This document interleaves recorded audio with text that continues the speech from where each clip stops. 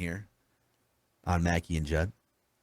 Dougie McGee on the Score North app says, Jefferson, Kirk, Darisaw, and Cook may steal the headlines, but it's Patrick Peterson that's at the heart of this change in mentality amongst the players. There's leaders, and then there's real leaders. One of the best who came here, apparently washed up, and has proven that he's still elite, but more so has inspired this team and everyone around him to pull off the impossible. There's a reason why the other players and even the head coach mention him and his attitude and leadership in just about every game. He's the one that gave the halftime speech before the Colts comeback, too. Peterson is a winner. He knows what it takes to win, refuses to accept defeat, and it's rubbing off on everyone around him. We've made some big signings over the years, but this may be one of the best and most underrated in recent years. Yeah, you know what? Those are all great points, because he does have a demeanor about him that just speaks to being in control, right? Like he's clearly not a rah guy, which is fine. But I mean, Patrick Peterson, it felt like last year he was trying to get his bearings. Like he had been with Cardinals for so long. I think he walked into, no question about it, a dysfunctional team. And so like it never felt like he was entirely comfortable. It does now. And yeah, he has proven to be as much of a value probably off the field as on, and he's been solid. Like he is not the borderline Hall of Fame player that he was during his prime with the Cardinals, but all of those points are true, and it does feel like he is the guy who keeps things calm. It does feel like, and probably the most important thing too, is the coaching staff trusts him to be that type of guy too. Mm-hmm. It doesn't feel like there's any threat with them. It feels like he basically has organically now stepped up to become a captain, as opposed to the whole thing of these are the guys that are going to lead us. So yeah, I am in complete agreement with those points.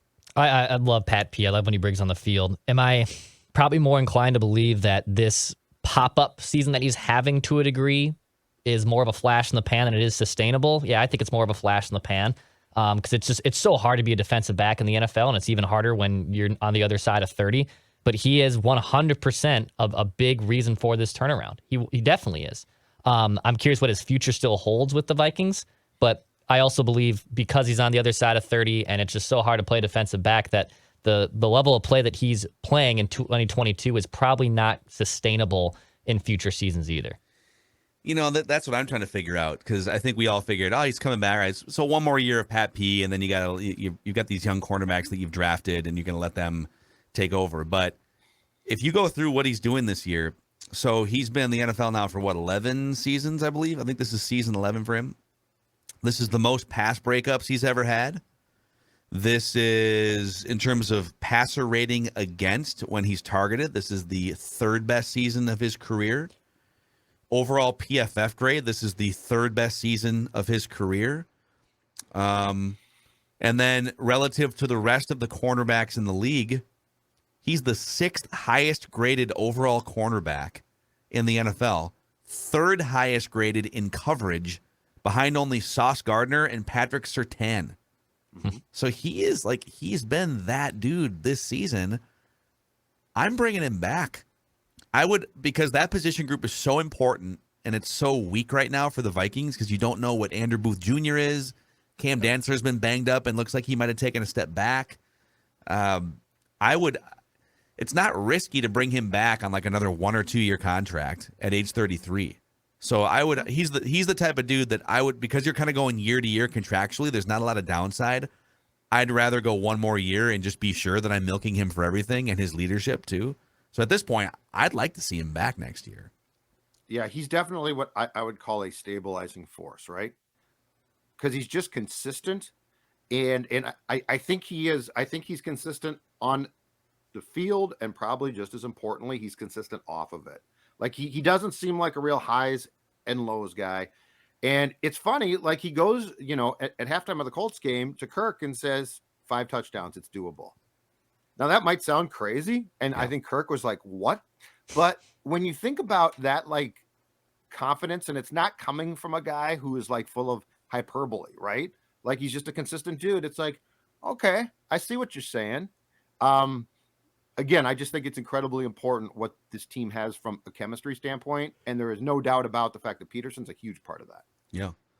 Let's see here. Alex Pachetti chimes in here via the Score North app. Back when I was in high school, I dated this girl. Let's call her Ava. I was madly in love with this gal. She was hot, funny, great smile. You get the picture. She also happened to be bat bleep crazy. This girl ran circles around me. She treated me so inconsistently. She confused me every day, always found a reason to yell at me, and my life was an utter mess of emotions and arguments and breakups and hookups, etc. I never knew how to feel or how she was going to react to anything I did. It was like being on the end of a yo-yo, the bizarre feeling of desperately wanting to be with someone but having to weigh the unavoidable therapy I'd need for years down the road. And then there's this year's Vikings team, which somehow makes that relationship seem like nothing. Stable. The Vikings team has confused, frustrated, infuriated, and wowed me, and I still have no idea if I love them or hate them. The first half of the Colts game makes me so insanely confident they will not win a single playoff game. And then KOC's post-game speech has me crying and putting on my Antoine Winfield jersey and running through a wall for KOC. I'm going to try and enjoy the rest of whatever the bleep this season is. But like the girl I dated in high school, I already am checking my insurance plan to see what type of counseling is covered. The most important thing is you can shut the game or the team off. That's the most important thing. So that's a starting point. Well, you can leave a toxic relationship. Turn too, it off. It's okay. You can turn it off. And but yeah, I mean it's true. Like what part about that about this season's not true? It is. It's maddening. How do you Very figure confusing. a team is down by 33 points? How do you fall down by 17 points in Buffalo and come back to win the damn game? Yes, I mean all of those things. It's now impossible to ever predict that they are going to actually win a game by 14 points. They do kind of feel like the wacky guy in Vegas who's just on a heater at 2 a.m. at the craps table, right? And people have gathered around. Did you see what happened? Oh my God, this guy's on a roll.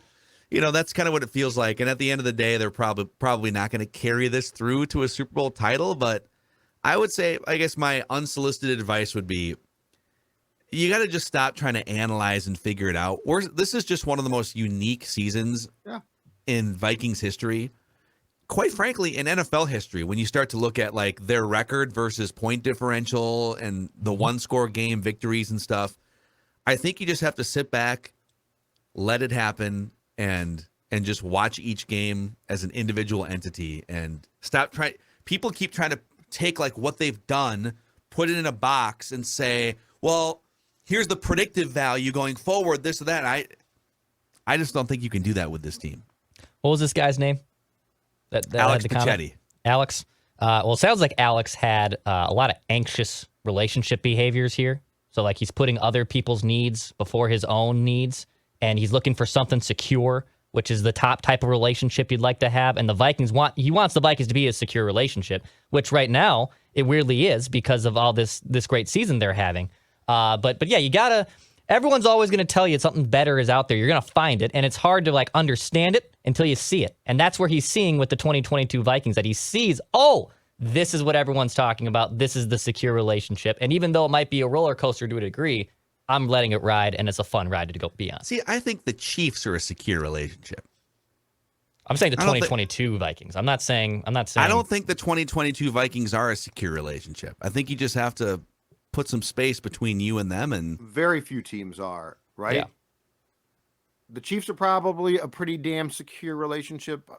Philadelphia in 2022, I think, gets considered secure. Yeah, you got Jalen Hurts for a few years. Every season, the majority, like if you're going to get on the roller coaster ride that is the majority of teams in this league, don't expect it to be like smooth. Yeah. It's yeah, not. that's what this is again. I think Alex comes from. He might be. Alex has been on. Write that down. I'm pretty sure before, and I think there's a lot of younger fans, and maybe I don't know if Alex, if you remember the '98 season, but the '98 season ruined a generation of Vikings fans. It's to the point one of the earlier questions was about the Joe Cap 7-touchdown game, right? Back in 1969. That if your first experience is that, oh my God, The quarterback throws for 7 touchdowns in the first game I went to. Oh, it must be like that every game. The first full season. Now, I started watching full seasons in like 92, but 98 also ruined me and anyone else that jumped on the bandwagon because you thought, oh, they're just blowing the doors off everyone. They're just throwing deep 50-yard passes to Moss. This is easy. Yes. And even when they lost to the Falcons, it was like, well, that sucked, but they're just going to do this again next year and the year after, and it's going to be great. And the problem with that whole thing was if you had watched the previous years, you would know that 2022, for the most part, is the norm. Like the 96 Vikings, the 97 Vikings, the comeback miracle against the Giants, all of those things. So yeah, there was this really weird one blip where it became the Harlem Globetrotters high flying act, but the majority of years have been far more comparable, not exactly to this, but a lot more like this than that one year where it was incredible. Or you know, there were, I guess the only other comparable to 98 a little bit was 2009 when they got on that roll. Yes. And started to beat teams pretty badly. But besides that, it is always like this to a certain degree. You bring up that 97 season. That's a good segue into Tim Hamill's comment. Hey, checking in to let you guys know that the West Coast operations are going well. Good. Also, Spotify says Purple Daily was my most played podcast of 2022. You guys were in my ears for about 5,500 minutes this year. So thank you. Thank you, Tim. Thank you. It's awesome. As we're talking about crazy comebacks in Vikings history, one game that rarely seems to get any love is the 97 wildcard game on the road against the Giants. Much like last week's game, pretty much everything went wrong for the Vikings in the first half. The Giants, led by Danny Cannell, Tiki Barber, Michael Strahan, and Jason Sehorn, got out to a 16-0 lead thanks to 3 Randall Cunningham turnovers. The offense struggled much of the game, yet somehow the Vikings came back, down 22-13 with 90 seconds left. The win was largely made possible by a successful onside kick. Mm-hmm. Not sure why this one doesn't seem to come up much, perhaps because it was pre-Moss era, or because the team went from 8-2 to barely making the playoffs, or because the following week they got crushed by the Niners. What do you think? I think the buzzkill of the next week and then the Moss season in 98 kind of like made you forget about that comeback. But that was one of the greatest comebacks in Vikings history. Yes, and don't forget, too, the word was that if the Giants had closed that game out, Green was going to be fired as coach, which means they probably don't draft Moss. Oh, man. Because it was Denny that, I mean, Moss free fell, and it was Denny that stopped it. Yeah. Denny stopped that. So if they lose that game, which, by the way, they should have, Green gets canned, because I believe it was that year, if I'm not mistaken here, that Green wrote the book in which he had a chapter on how he was going to basically buy the team from the 10 people who owned it or sue them. So let's just say that they were itching for a reason to fire Denny. Yeah.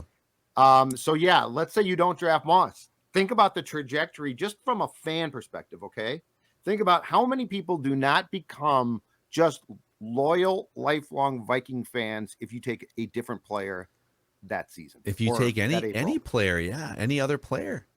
It's amazing. So basically, recovering an onside kick led to the butterfly effect that was the Randy Moss 98 season, et cetera. Oh, I don't think a new coach takes him. No, that's fascinating. I love that stuff. You could play that game for a lot of different, the NFL butterfly effect would be a great podcast to explore at some point. Just like there's 1,000 episodes you could do. And then Frank Bella chimes in. You guys need to remove the halo you've placed around Kevin O'Connell's head. Once again, a miracle win has given KOC cover from his biggest colossal blunder, not firing Ed Donatel. I rewatched the Colts game, and it's an absolute falsehood that the defense played well. They allowed the usual chunks of yards in the first half, though they allowed only a field goal in the second half. The fact is, when a team is winning a blowout, they tend to get conservative. You think if the score was tied at halftime, the Colts would have scored only 3 points? I like O'Connell, but this is a litmus test issue. Failure to be the boss and make the decision to get rid of Donatel will cost them a real shot at winning the Super Bowl. Okay, that all might be true, but hold on a second here. Let's go back to the disastrous first half, all right? The defense held, like the offense and special teams screwed up. Starting with, I believe, a 49-yard kick return to open the game for the Colts. And the defense held the Colts to field goals when they were trying to score. Now, that being said, I understand the Colts offense from a scoring standpoint stinks, okay? But I'm skeptical too. I'm skeptical about what this defense can do potentially in a playoff game. But all that being said, I think he's going to, even by my standards, I think he's going to great lengths to dismiss what actually was some nice stands by a defense that if they give up touchdowns, the Vikings do not come back and win that game. Yeah. Also, I mean, sometimes look at the data too. The Vikings defense allowed 4.4 yards per play in that game. On the season, they were allowing 6.1. Okay. So they were markedly better statistically. If you still want to carry the point forward that they were in conservative mode, that maybe the Colts were in conservative mode for at least the third quarter because the game was over in their minds, I will listen to that argument. I do not think the defense was incredible by any means, but I do think we saw some major adjustments, the blitzing, and I think they held strong when the Colts eventually tried to fire it back up. They couldn't in the second half because the Vikings defense was there. So would it be interesting to see now against the Giants a more neutral game flow where it's a closer game and the Giants are trying to throttle down for 3 hours, and then how does the Vikings defense look? Yes, I am interested to see that tomorrow. Absolutely. That's a wrap. I got no more for you guys. I got no more feedback. That's it on feedback? You guys are free to go drink or whatever you want to do here between now and Ventline on Christmas Eve. I think I told you guys off mic. I am the only soul in the entire radio side in the building right now at the company. It's a company holiday today. I did not know that. And I might just take my pants off and run around or something. I don't know. There's nothing else going on up here. So we'll see. Of all the things you could do in an empty building, you're going to take your pants off and run around. You know what? I'm going to put Score North and Purple Daily on all 3 radio stations. That's what I'm going to do. I'm just going to broadcast KS95 it. is Try to stop me. Judd's takes on the Vikings game on Saturday. Boy, that'd be a good way to get fired right there. Oh my gosh. Well, thank you guys for hanging out with us here. We're going to be on the Purple Daily YouTube channel, a Christmas Eve edition of Vikings Vent Line. So be sure to come join us. Bring your whole family. Wear your Santa suits, whatever you want to do. Come join us on Christmas Eve. Unlike Dex. Keep your Vikings, Giants. Judd Claw's going to be rocking the hat. We'll see you guys tomorrow on Vikings Vent Line. Thanks for hanging out.